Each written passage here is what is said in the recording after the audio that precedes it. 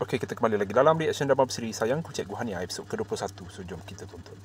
Mungkin saya boleh bawa Cik Yasmin buat pengecaman dari beberapa suspek yang kita syak melalui gambar. Boleh? Tuan Farid? Ya? Boleh tak kalau tak payah nak bercik-cik dengan saya, panggil Yasmin je? Baik, macam je. Okey. Kalau I panggil Fahri je boleh? I bukan apa sebab I rasa macam I jumpa dengan kawan lama I. Tak apa, boleh. Jom, saya bawa pergi ke Korporal Hafizah. Cik Yasmin. Sorry. Kenapa ni? Pening, tiba-tiba. Mungkin I tak cukup rehat kot. Okey, tak apa. Kalau macam tu saya panggil Korporal Hafizah untuk bantu cek. Anak. Sorry.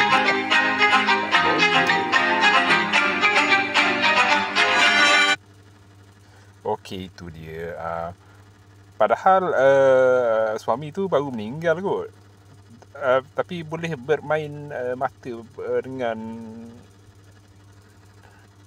abang polis kita. Jadi dah nampak apa perangai Yasmin ni macam mana. Okey, sebab kalau kita tengok daripada episod pertama, Nazir kahwin dengan Yasmin. Kahwin kat Thailand. Kalau dia ni nak kahwin cara elok, dia kahwin dekat dalam negara lah. Kahwin jumpa mak ayah, dapat restu semua. Buatlah majlis sikit, buat majlis, jemput kenalan. Tak adalah nak kena jemput sampai satu kampung ke, jemput yang kenal lah, saudara sendiri mara. Tapi tak, cari dia merampas, bakal suami orang, bakal suami Hania lah sebelum ni. Ni dia nak rampas bakal suami Hania sekali lagi. Abang polis ni pula.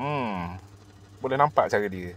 Kenapa dia tak ada rasa kesal, tak ada rasa macam sedih ke atas kematian Nazir. Macam kalau orang lain dah rasa sungguh lah tu. Apa misteri, apa rahsia si Yasmin ni yang saya tak tahu. Saya baru follow drama berseri ni. Korang boleh bagi tahu pada saya pasal watak si Yasmin ni. Okey, kita jumpa lagi.